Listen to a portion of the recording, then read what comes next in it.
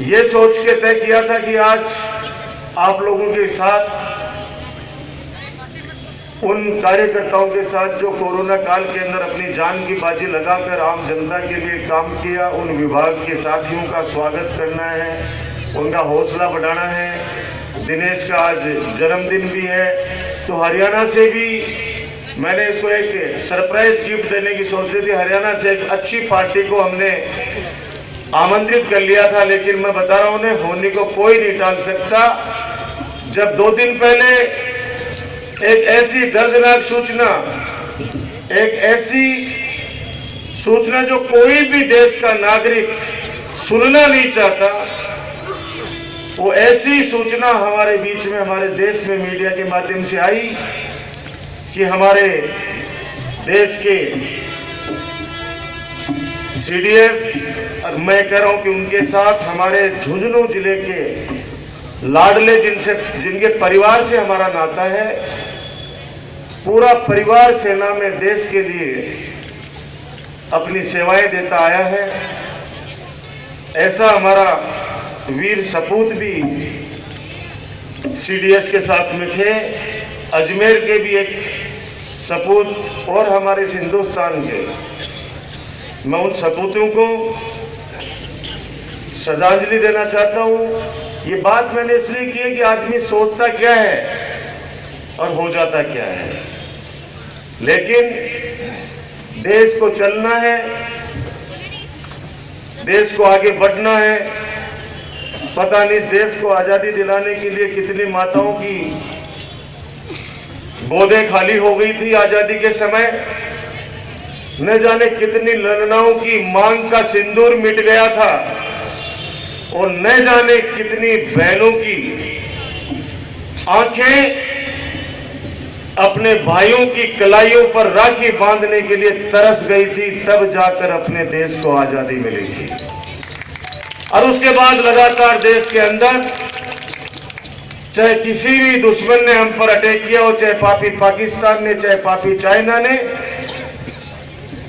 हमारे देश के उन लाडलों ने हमारे इस देश की रक्षा करते हुए, अपने प्राणों की आहुति देते हुए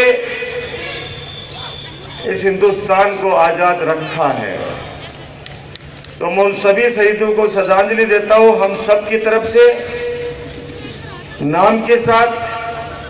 हमारे सबके प्रिय, जिन्होंने कई ऑपरेशंस किए दुश्मन देशों के खिलाफ हमारे देश की रक्षा के लिए, ऐसे हमारे शहीद सीडीएस विपिन रावत जी, उनकी धर्मपत्नी मधुलिका रावत जी, उनके साथ brigadier LS Lidder, lieutenant colonel Harjinder Singh ji जो हमारे अजमेर के रहने वाले थे, wing commander PS Chauhan, squadron leader Kuldeep जो हमारे झुंझुनू जिले का गलडाना का हमारा वीर सपूत, एक जेडब्ल्यू दास, जेडब्ल्यू प्रदीप, नायक गुरु सेवक सिंह जी, नायक जितेंद्र कुमार, लांस नायक विवेक कुमार, लांस नायक साई तेजा और हवलदार सतपाल, और एक हमारे वीर योद्धा वरुण सिंह जी बचे हैं, वो अपने जीवन से, जिंदगी से लड़ रहे हैं। पूरा हिंदुस्तान उनके लिए दुआ कर रहा है कि आप ठीक हों, स्वस्थ हों, और वापस आप इस देश को संभालें, अपने परिवार को संभालें। हम सब की तरफ से, नौलगढ़ वासियों की तरफ से, 36 कौम की तरफ से, उन सभी शहीदों को हम अश्रुपूरित श्रद्धांजलि अर्पित करते हैं।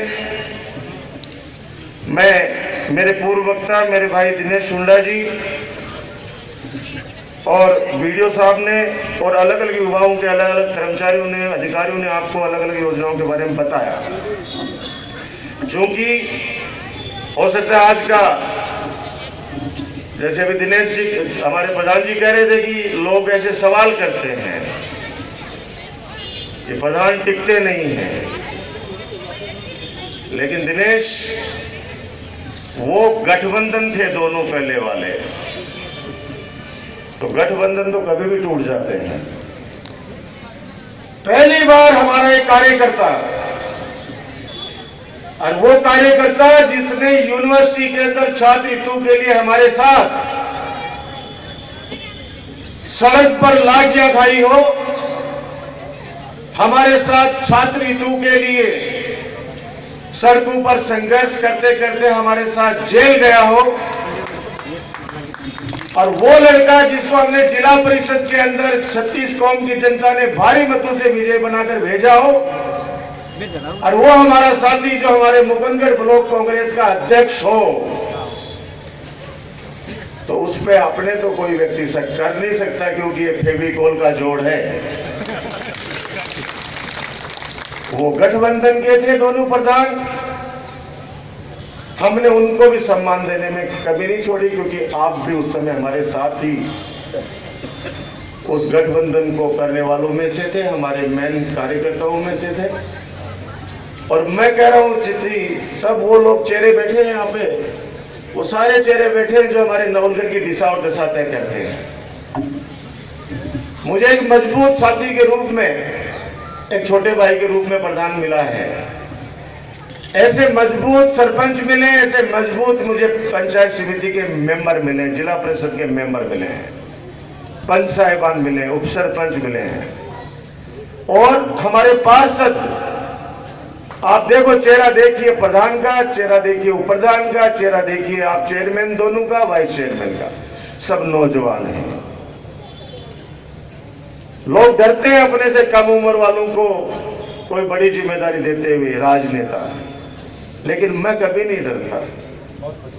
उसका कारण है, जिस दिन मैं दौड़ना बंद कर दूंगा, जिस दिन मैं काम करना बंद कर दूंगा, जिस दिन मैं सुनना बंद कर दूंगा, लोगों की सेवा करना बंद कर दूंगा, उस दिन मैं स्वयं ही कह दूंगा कि अब हमने आपकी सेवा बहुत कर ली, अब आप इजाजत दे दीजिए। और जब तक हम दौड़ेंगे, काम करेंगे, सेवा करेंगे, तो हमें विश्वास है हमसे तेज कोई नहीं दौड़ पाएगा। और ये ऐसे नौजवान जो मेरे साथ कंधे से कंधा मिलाकर काम करते हैं। अभी आपने देखा मंच पे एक छोटा सा बच्चा आके मेरे पास बैठ के उसने क्या कहा वो नहीं बताऊंगा आप लोगों को। उसके बाद लगातार आते गए, एक गाना चलता है ना कि सीधा आओ काम कराओ, सीधा आओ काम कराओ, याद करो। अरे क्या अभी भी देख लो आसपास में सब जगह पे विधायक से मिलने के लिए पता नहीं कितनी सीढ़ियां पार करनी पड़ती है, तब जाके लोग मिलते हैं। अरे तो गाड़ियों में गांव में चालू ना रास्ता का 10 जगह रोक ली, हाथ में नीचा आके बात करते लेटे। ये अधिकार है, हम सौभाग्यशाली हैं कि आप लोगों का आशीर्वाद हमें मिला। ये युवा साथी दिनेश, मैं आप लोगों के लिए, मेरे युवा साथियों के लिए जितनी बात बोलूं कम है। कोई कुछ नहीं बोलता है, सब लोग खुश हैं। और राम भरत लक्ष्मण की उपाधियां ऐसे नहीं मिलती हैं, लोगों के दिल से निकलती है चीजें। लोगों को विश्वास है।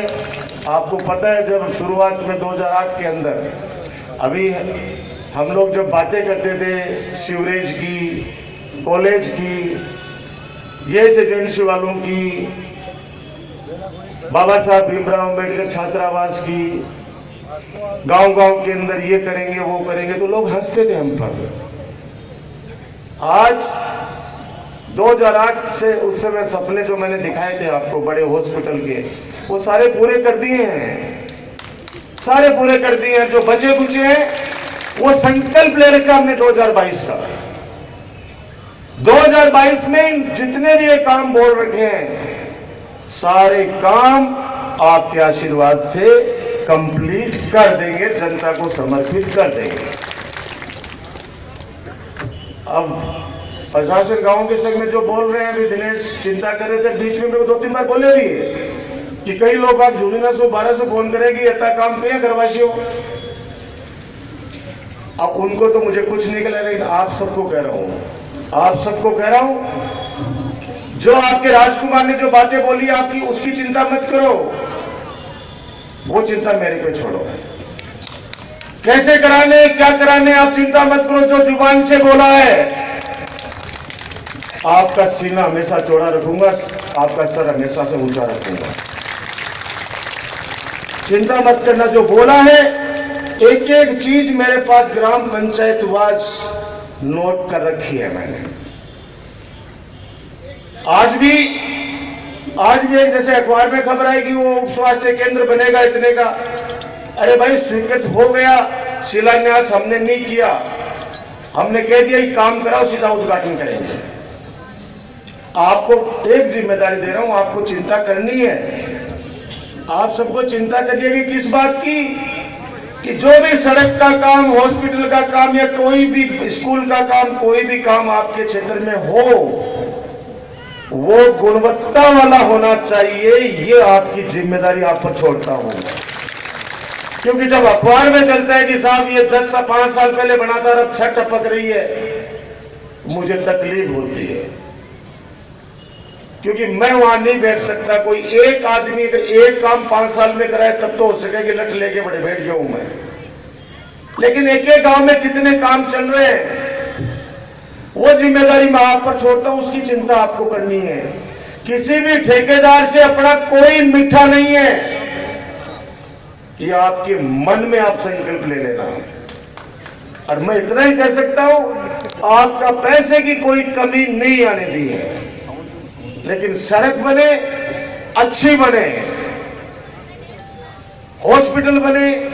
जब ये 8 करोड़ रुपए का अपना हॉस्पिटल बना, एक दिन मुझे छत पे ले गए, छत की यह हालत थी कि देख के आप सच बता रहा हूं कि कम से कम 3-4 अधिकारी सस्पेंड होने चाहिए थे उस समय। हैंड ओवर टेक ओवर कब हुआ हमें तो पता ही नहीं है। उसके बाद में जब हमने कोई एक्शन लेने की सोची, तब तुरंत प्रभाव से वो ठेकेदार आ गया कि 20 लाख लगे, 30 लाख लगे, मैं सारा वापस बनाऊंगा ऊपर का सारा काम। तो तमाशे आके कह लेगा, बोले आप वो सारा काम कर दीजिए। ये काम की जिम्मेदारी तो मैं आप पे छोड़ता हूं, बाकी आप चिंता मत करो। या 5 साल में 1 महीने की चिंता देता हूं हमेशा आपको। चुनाव में जरूर 1 महीने की चिंता आप लोगों को कहता हूं कि ये मेरी माता बहनों, मेरे बुजुर्गों, युवा साथियों, अब 1 महीने मेरे को संभालो। बाकी 4 साल 11 महीने लगातार हम आपको संभालते हैं, उसमें कभी भी आपको समस्या नहीं आने देंगे, ये वादा करता हुआ। और मैं चिरंजीवी योजना की खूब चर्चाएं हो रही हैं और मुख्यमंत्री जी भी इस बात के लिए चिंतित है, क्योंकि 5 लाख रुपए की राशि हर परिवार को, बोल रहा हूं हर परिवार, और इस योजना से अभी 1 करोड़ 35 लाख परिवारों को, लोगों को नहीं, 1 करोड़ 35 लाख परिवारों को चिरंजीवी योजना से जोड़ा जा चुका है। अब टोटल कितने परिवार हैं हमारे राजस्थान में? 1 करोड़ 77 लाख परिवार हैं। तो जो बाकी के बचे परिवार हैं उनके अंदर बहुत से बिजनेसमैन के परिवार हैं जो उस परिधि में नहीं आते, लेकिन ऐसे परिवार भी हैं जिनके पास 850 रुपए जो जमा कराने होते हैं वो भी जमा नहीं करा सकते। मैं एसडीएम साहब बैठे हैं, आपसे निवेदन करना चाहता हूं कि आप हमारे नवलगढ़ क्षेत्र में ऐसे परिवारों को सीएमएचओ के, ब्लॉक सीएमएचओ के साथ बैठ के, वीडियो साहब के साथ बैठ के, एसडीएम साहब, और आप उन परिवारों को चिन्हित करो जो किसी भी योजना से जुड़े हुए नहीं है, आर्थिक स्थिति ठीक नहीं है, उस परिवार को भी हम चिरंजीवी योजना से जोड़ना चाहते हैं। 850 रुपए हम उनके लिए लगे देंगे। मुख्यमंत्री जी ने कहा कि 35 करोड़ रुपए ऐसे परिवारों के लिए मैंने अलग से बजट दे दिया, और भी आवश्यकता पड़ेगी तो और भी दे देंगे। तो हमने कहा कि आप देंगे वो आपका धन्यवाद, बाकी मेरा नवलगढ़, हर गांव डाणी शहर, ये भामाशाहों की धरती है। एक बार हाथ जोड़ते हैं, लोग खुद चल के आ जाते हैं। कोई जमीन दान करता है, कोई क्या दान करता है, ये भामाशाहों की धरती है। इसलिए 850 रुपए हम सक्षम हैं, हम लोग स्वयं जमा करा देंगे। जितने भी परिवार बचे हुए मेरे नवलगढ़ क्षेत्र के अंदर, उनको खुशी हुई। और जब मंत्री परिषद की मीटिंग थी, उस मीटिंग में उन्होंने ये बात कोट की कि आज जब शाम को हमारी मीटिंग थी तो राजकुमार ने ये बात कही है, तो आप सबको भी ये काम करना चाहिए।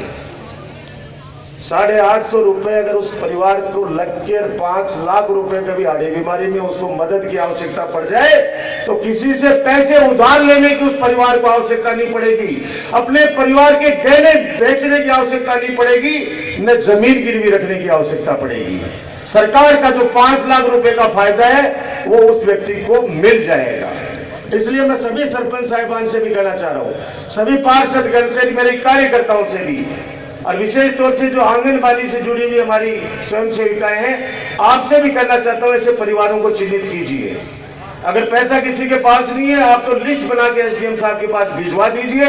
हमारी जिम्मेदारी है चिरंजीवी योजना से बिना कोई 1 रुपया लगे उस परिवार को जोड़ेंगे। जब हम सैटेलाइट हॉस्पिटल की बात करते थे, लोग हंसते थे। हम उस समय कहते थे कि गैस सिलेंडर घर घर पहुंचाओगे, लोग हंसते थे कि इसको 22 साल तक ही कोई ठीक नहीं कर पाया, कैसे ठीक होगा। आज घर घर के अंदर सिलेंडर पहुंच रहा है। वो अलग बात है कि 1000 रुपए में पहुंच रहा है, अब उसका तो मैं क्या करूं।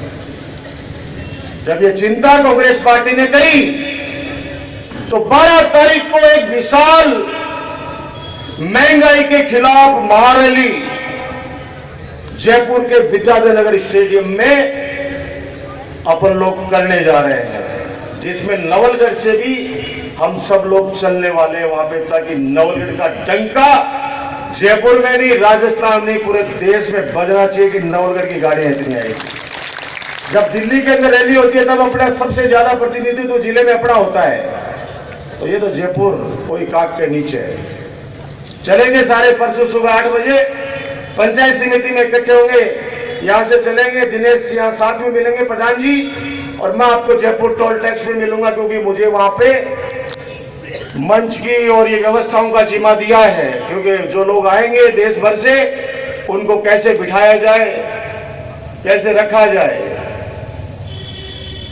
कॉलेज की बात करते थे, आज पीजी कॉलेज है। बच्चियों के लिए कहना चाहता हूं, मेरी बेटियां बैठी हैं, अगले बजट में मुख्यमंत्री जी के जुबान से आपको एक घोषणा निकलेगी कि मुकुंदगढ़ के अंदर गर्ल्स कॉलेज खोला जाता है।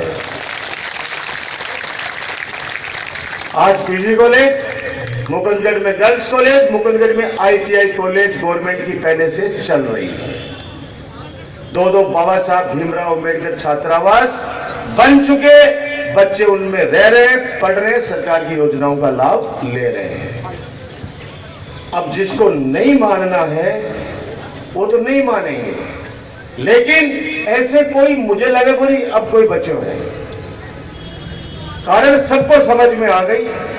उसका कारण है, माता पिता को वही बेटा अच्छा लगता है जो उनकी बात को मानता, आज्ञा का पालन करता है, सेवा करता है और 2 रुपए पैसे कमा के घर में लाता है। बुजुर्ग कहते हैं कि आदमी का कोई प्यारा नहीं होता, उसके काम का प्यारा होता है। हम लोग इस 13 साल हो गए आप लोगों ने जिम्मेदारी दिए हुए, जो व्यक्ति आया उसको कभी मना नहीं किया, उसका काम भी किया, सम्मान भी किया, और आगे भी आपको भरोसा दिलाता हूं, कभी भी आपको ये सुनने को नहीं मिलेगा कि हमारे पास कोई आया और उसका काम नहीं हुआ। कोशिश पूरी की जाती है, और इसीलिए कहते हैं कि नवलगढ़ वो धरती है जिसने डॉक्टर राजकुमार शर्मा के रूप में इस 36 कौम की जनता ने एक पौधा लगाया था 2008 में, और उस पौधे के अंदर 36 कौम के लोग, कोई पानी डालता है, कोई खाद डालता है, और कुछ लोग तारबंदी करके आवारा पशुओं से उसकी रक्षा भी करते हैं। जब संकट हम पर जब आया, आप लोगों ने हमें बचाया। जिन लोगों ने हमारी राजनीतिक हत्या करने की कोशिश की, आप लोगों ने हमें राजनीतिक जीवन दान दिया। बुजुर्ग कहते हैं कि सत्य परेशान हो सकता है, सत्य कभी पराजित नहीं हो सकता। हमारा नवलगढ़ अखंड था। इस नवलगढ़ की जनता को पहली बार एहसास हुआ है कि कोई विधायक होता है। पहली बार अरे गांव में जब हम 41 ग्राम पंचायतों में गए, 5 में जाने शहरों में, इतने वार्डों में गए, इतना लाड प्यार, सारा प्रशासन चकित है कि नवलगढ़ विधानसभा क्षेत्र के अंदर जो कैंप हो रहे हैं वो इस राजस्थान के राज्य में मिसाल कायम कर रहे हैं, मिसाल कायम कर रहे हैं। नवलगढ़ तो नगर पालिका पूरे जिले के अंदर 1 नंबर पर है पट्टे वितरण करने में, पट्टे बांटने में, और राजस्थान में 7वें नंबर पर है। और अभियान खत्म होते होते आज कह रहा हूं आपको, नवलगढ़ नगर पालिका राजस्थान में 1 नंबर पे आ जाएगी। पट्टा मिलना भी चाहिए, क्योंकि कोविड के बाद, नोटबंदी के बाद लोगों की आर्थिक स्थिति और खराब हो गई, और खराब हो गई। तो पट्टा रहेगा रजिस्टर्ड तो लोन लेने में आसानी हो जाएगी। कोई मकान बनाएगा, कोई बच्चों को पढ़ाने के लिए एजुकेशन लोन चाहिए, तो उसको चक्कर नहीं काटने पड़ेंगे, उसका काम हो जाएगा। इसलिए आप सब लोग आशीर्वाद बनाए रखो। दिनेश, मुझे तो, मैं कह रहा हूं कि पंचायत समिति का मुझे तो पहली बार अपनापन सा लगा है। पंचायत समिति में पहली बार अपनापन सा लगा है। आप लोग साथ सहमत को 1-2 मीटिंग में आया हूं, कभी पंचायत समिति आता ही नहीं था, और इस बार इसके पढ़ने के बाद ऐसे हमारे साथी सरपंच, सारे सरपंच, में एक-एक का नाम लेना चाहता, सब पॉजिटिव सोच वाले हैं। और हम तो सबको, आप सबको पता है कि हर गांव में एक ही बात कहते हैं, भाई वोट मन का है, जिसके मन में जचेगी वो दे देगा, लेकिन आप लोग एक होकर विकास के कार्य कराओ। किसी भी पंचायत को हम ये एहसास नहीं होने देंगे कि हमारी पंचायत में कम काम हुआ है। एक से एक बढ़कर हर पंचायत के अंदर खूब काम किए हैं। अब ज्यादातर जो सबसे बड़ी चुनौती है वो सिर्फ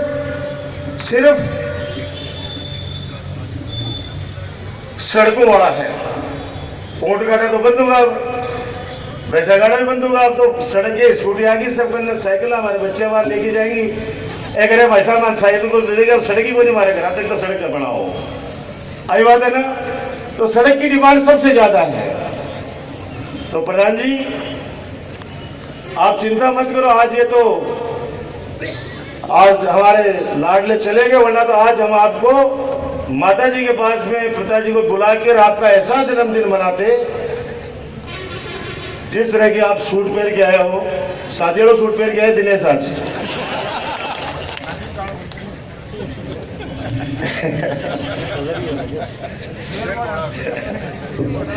दिनेश आखिर है कि वैसा शादी में काला सूट नहीं पहनते हैं, लेकिन पता नहीं है, इसको नजर नहीं लगे, इसलिए शादी में आजकल काला सूट पहनने लगते हैं। लेकिन आप खुश रहो। अब मैं, क्योंकि 10 बजे से आप लोग बैठे हैं, फिर एक बार पुनः आपको मैं धन्यवाद देना चाहता हूं कि आप आए हो। तो पता है मान बढ़ा है हमारा, आपसे ही हमारा सम्मान है। हम एक दूसरे का सम्मान, एक दूसरे से अपन लोगों का। आज आप नहीं आते, बिना आदमी के कोई है कि कुछ है। अरे याद करो वो 3 महीना को कोरोना काल जब लोग दिखता ही को नहीं, टाबर कोई देखा को नहीं, स्कूल में कटे खेलता न पढ़ता न कोई बात, बिना लोगों में कुछ ही को नहीं हो सके। आप लोग हमारी ताकत हो, हम आपकी ताकत है। विकास के कार्य जो भी बोले निश्चित रूप से होंगे। अब मैं एक बार पुनः आपको परसों के लिए आमंत्रित करता हूं। और शहीदों के लिए मैं हमेशा, मेरे मन में एक विचार रखा है, ये दिनेश सब मेरे साथी जानते हैं, कि शहीदों के ऊपर एक फिल्म बनाने का। उस फिल्म के अंदर कौन से गाने रखने हैं, किस तरह की भावना है, क्योंकि हम लोग तो प्रैक्टिकल जमीन पर देखते हैं इन चीजों को। और तीसरी क्लास में जब पहली बार भाषण देना शुरू किया, पहली बार, तो जो मैंने 2 लाइनें पहले बोली थी शहीदों के लिए, वो तीसरी क्लास से हमने सीखी। और उसका फायदा ये हुआ कि देशभक्ति का जज्बा, देशभक्ति का जज्बा जब विधानसभा के अंदर एक किसी पार्टी विशेष के लोगों ने पूछा तो हमने कहा हमें देशभक्ति का जज्बा आपसे नहीं सीखना, हमें सर्टिफिकेट आपसे नहीं लेना, क्योंकि इस देश के अंदर जो भी पैदा होता है वो थोड़ा सा भी समझदार होने के बाद सबसे पहले शुरुआत करता है भारत माता की जय। किन्हीं लोगों को जवाब दिया था मैंने, तो इन शहीदों को, उनके परिवार को एक बार पुनः श्रद्धांजलि देते हुए, और आमिर खान एक हमारा नाथ सिंघानी का कार्यकर्ता आया है, जाकिर भाई के जैसे ही वो भी बहुत अच्छे देशभक्ति के गाने सुनाता है, एक गाना उसका भी सुनेंगे देशभक्ति के लिए। लेकिन मेरे भी शब्दों से मैं उन शहीदों को श्रद्धांजलि देना चाहता हूं कि व्यक्ति शहीद होने के बाद जब उस परिवार का व्यक्ति चला जाता है तो उसके परिवार पर क्या बीतती है, माता पिता पे, गांव वालों पे, भाई पे, बहन पे, पत्नी पे, की भावना इतनी सी है कि उस परिवार को हम लोग हमारे शब्दों के माध्यम से हम श्रद्धांजलि, और विशेष तौर से उस परिवार को मजबूती के लिए हम लोग हमारे शब्दों के माध्यम से उनको आत्मबल दें, ताकि वो इस खतरनाक घड़ी से वो निकले बाहर, क्योंकि जिनका परिवार का बच्चा जाता है तो उसी को पता चलता है क्या होता है। तो मेरे शब्दों के माध्यम से कहना चाहता हूँ कि घर जाकर मत कहना रे साथी, शहीद हो जाता है सीमा पर, और वो कहता है कि सीधा जाके मत बोल देना मेरे माता पिता को, वरना पता नहीं वो क्या कर बैठेंगे। तो वो 4-5 साथी होते हैं गांव के, तो वो डेड बॉडी जब लेके जाएंगे तो क्या क्या कहना है, उसके गोले लगने के बाद वो अंतिम जब सांसें ले रहा है तब वो कहता है अपने साथियों को कि घर जाकर मत कहना रे साथी, संग तुझे बदला देना, फिर भी अगर ना समझे वो साथी, फिर भी अगर ना समझे वो साथी, दो आंसू बहा देना, घर जाकर मत कहना रे साथी, संगे तुझे बदला देना। वो कहने सबसे पहले मेरी माँ मिलेगी, क्योंकि अपन लोग साथ ही छुट्टियाँ जाते हैं फौज से, तो मेरी माँ पूछे तो क्या कहना है। मात अगर पूछे तोरे साथी, जलता दीप बुझा देना, फिर भी अगर ना समझे वो साथी, फिर भी अगर ना समझे वो साथी, सोनी गोद दिखा देना, घर जाकर मत कहना रे साथी, संगे तुझे बतला देना। उसके बाद मेरी बहन बहुत प्यार करती है मुझसे, वो जाते ही तुझसे पूछेगी मेरे भैया तुम्हारे साथ क्यों नहीं आए।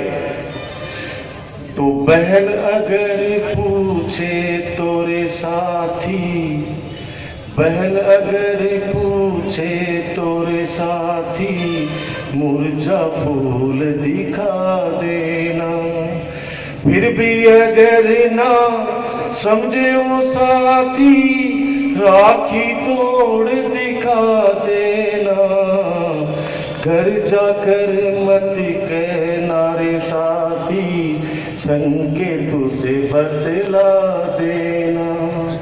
फिर मेरी पत्नी पूछेगी, तो पत्नी अगर पूछे तोरे साथी, पत्नी अगर पूछे तोरे साथी, सोनी मांग दिखा देना, फिर भी अगर ना समझे वो साथी, फिर भी अगर ना समझे वो साथी, चूड़ी तोड़ दिखा देना, घर जाकर मत कहना रे साथी, संगे तुझे बदला देना। और फिर मेरे गांव वाले पूछेंगे, क्योंकि गांव वाले आज कुलदीप शहीद हुआ है गलडाना का, लेकिन पूरे जिले के अंदर इस तरह का मातम का माहौल है जैसे हमारे परिवार का कोई बेटा इस देश पे न्यौछावर हो गया, खुद का बेटा। तो गांव वाले प्यार करते हैं तो गांव वाले पूछेंगे, तो गांव वालों को क्या जवाब देना है कि बस्ती अगर पूछे तोरे साथी, बस्ती अगर पूछे तोरे साथी, थोड़ी राख दिखा देना। फिर भी अगर न समझे वो साथी, फिर भी अगर न समझे वो साथी, जल्दी चिता दिखा देना। घर जाकर मत कहना रे साथी, संकेतों से बतला देना। ये उन शहीदों के लिए हमारे नौलगढ़ की तरफ से शब्दों के माध्यम से ये श्रद्धांजलि वो भी अश्रुपूरी हम प्रकट करते हैं। और सबसे हाथ जोड़ के विनती है कि 2 मिनट का मौन सब खड़े होकर उन सब के लिए हम हमारे नौलगढ़ की तरफ से 2 मिनट का मौन रखेंगे।